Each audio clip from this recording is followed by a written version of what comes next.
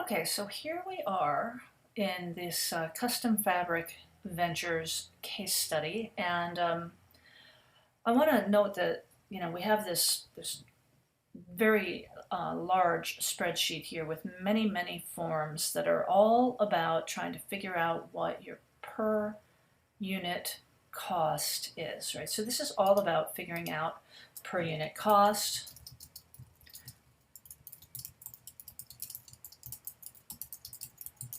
and applying it to this particular job.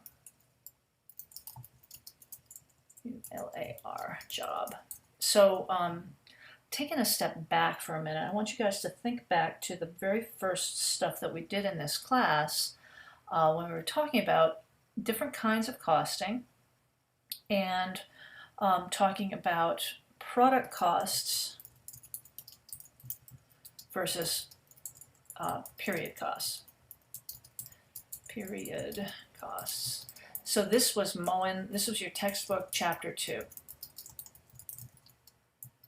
which was in module 1, right? So module 2 was that big budgeting exercise. Module 1 included chapters 1 and 2. And if you refer back, or if you remember back to what we went through in the first couple of weeks of class, what we were doing was trying to tease out how to tell what our unit costs are, because that's how we figure out our cost of goods sold. And so there are product costs that would include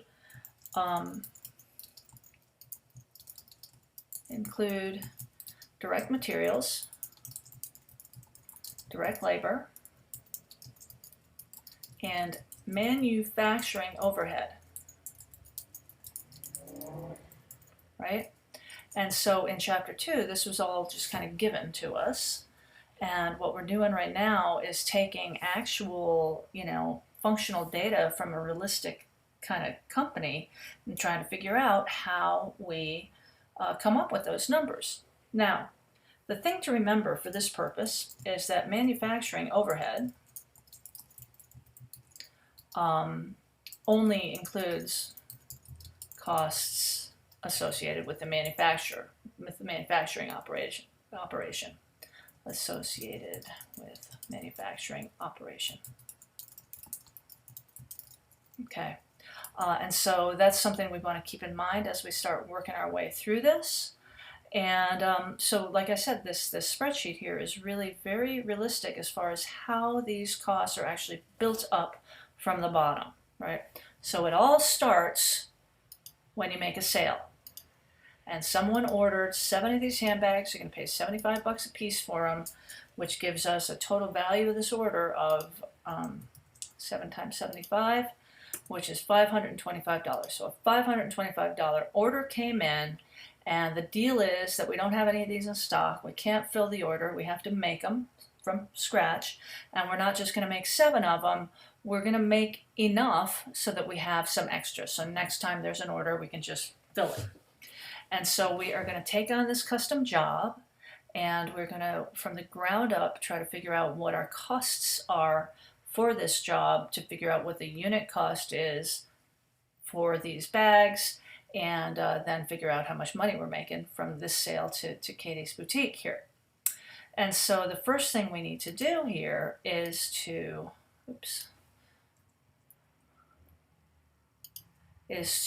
fill in the blank costs in this total cost estimate for the year. And then we need to calculate manufacturing overhead, which I already did for you, but we'll do it again. Okay, so our direct labor is going to be 40,000 times 12. That's easy to calculate. So there it is. That's $480,000 for the whole year. Right, so all these expenses are what we're going to be incurring for the whole year, and then our depreciation, our annual depreciation, is going to be 700,000 divided by 5. Now, the fact that they told us that the machine was 3 years old is actually not relevant to our analysis here. All we are interested in is the annual depreciation expense, which isn't going to change right now.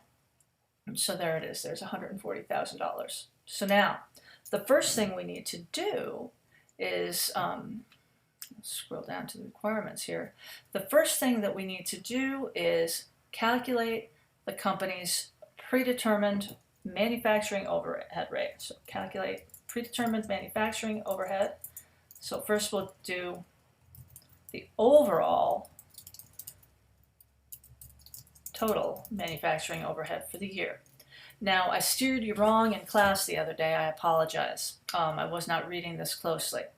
Manufacturing overhead is not going to include selling and administrative. So what I want to do first, before we do the calculations, is I'm going to highlight those items that are included in manufacturing overhead. So, indirect plant labor, yep. Plant utilities, yep. Direct labor, no, because that's going to go in separately, right? Purchase of direct materials, no, that's going in separately as well. But the lease and property taxes, for sure. Marketing expenses, no.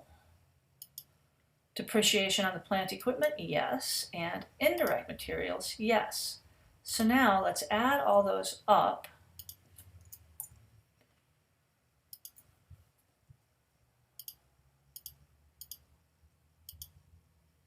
So that's $370,000 total in overhead estimated for the year. And then what we want to do is apply it per hour. They are saying that the direct labor hours are the allocation base. So that means that we are going to, let's see, overhead per direct labor hour. So it's going to be this number here, divided by 40,000. And for some reason, there we go. There it is. So it's $9.25 per direct labor hour that we were going to add on as our overhead base for this job and all jobs this year.